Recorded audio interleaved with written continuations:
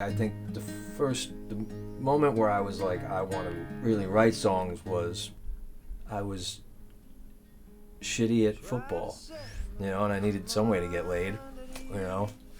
Um, I guess, I mean, as far back as I can remember, I was like, a couple years old when Born in the USA came out, and I remember pretending to be Bruce Springsteen. And just always wanting, at that young age, to be a rock star. And then hearing Bob Dylan. I was at my uncle's house. He had just bought Greatest Hits Volume 1. And I was kind of like a grungy kid. I was listening to like, Mudhoney and shit like that. And didn't have an acoustic guitar. It was just like playing like other people's songs on electric guitar. And it was the first time I heard Like a Rolling Stone, and I know, like shocking, Bob Dylan's a good songwriter, but, I was just like dirtbag, kid, whatever age you are in 7th grade, and I heard that song and I went, what is this? And my uncle said, oh, this is Bob Dylan. I borrowed the CD from him. I never gave it back. I still have it. He actually, for Christmas, like 10 years later, bought me a version to give like his back. The next Christmas, all I wanted was an acoustic guitar, and that was it. And I just, I think like everyone else, I started just basically ripping off Bob Dylan songs. I don't know if any of us ever really stopped doing that. And then, expanded my influences. I'm a huge Pedro the Lion, David Bazan fan going back, 20 years. And then, it took me a few years to figure out who I was as a songwriter. I was doing a lot of like story songs and shit like that I don't do very well, but I probably for the first, 10 years I was writing songs. It was like, pseudo cock rock bastard son of Eddie Vedder and Bruce Springsteen bullshit, which is not me at all, but it just was that rock star that I thought I wanted to be. And so, yeah, I guess it started as the easiest way I could see to get chicks. I don't know why I still do it. I'm married now, so, but I guess it's become a compulsion.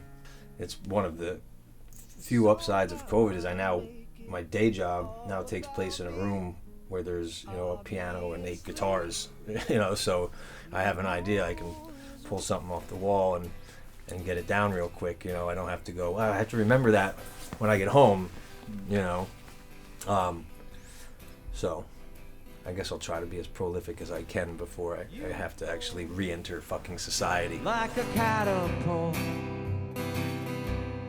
bend me till I'm about to break, and then you let me go. World on a String, which is on this, is that was one of those. I had a melody and I just went, oh, let me see if I got something, and I found a little note with like one line on it from probably 4 years before, and I went, all right, I'll just use that temporarily as a placeholder, and wound up being the song. Mark Masefield. He wrote the strings for most of the record. Wrote and arranged him and Roshane. They did all the strings, and it was a weird thing because the band went in and we recorded everything live in a barn out in Pennsylvania. On one weekend, we all tracked the whole record, and then Roshane and Mark, wrote the strings and brought in the string quartet and did that live, separately, and that was basically it. I also love the strings. I wouldn't be able to write the strings if I fucking tried. That's why I just keep smarter people around me, for when I need to do shit like that.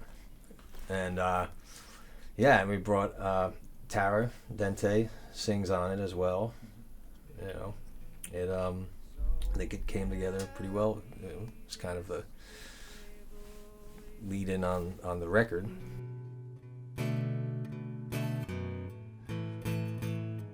That my heart is being crushed beneath.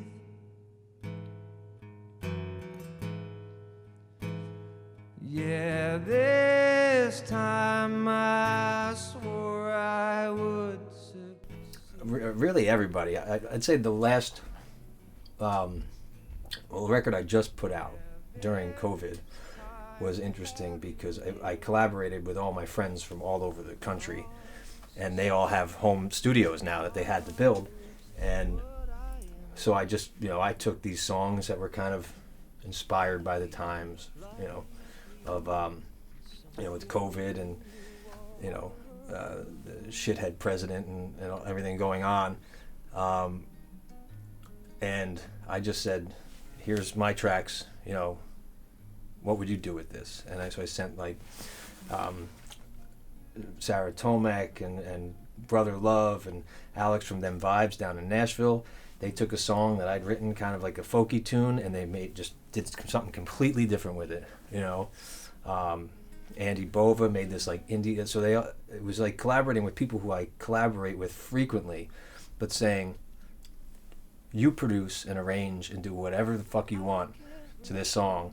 And it came up with these 6 songs that were like, everyone was so completely unique because they all come from different influences and styles, and so that probably, it could just be because it's the freshest release, but really just letting my friends who I knew are out of work musicians, and they're just like everyone else, they need something to do, occupy their time, and because that's the fresh one. It really was special to get them back, having no part in the process other than sending over vocals and guitar and going, and then getting all of them like within a couple days. Like they were all working on these songs completely different and sending them. It was really cool. It was really special to be able to experience that, like, as a listener,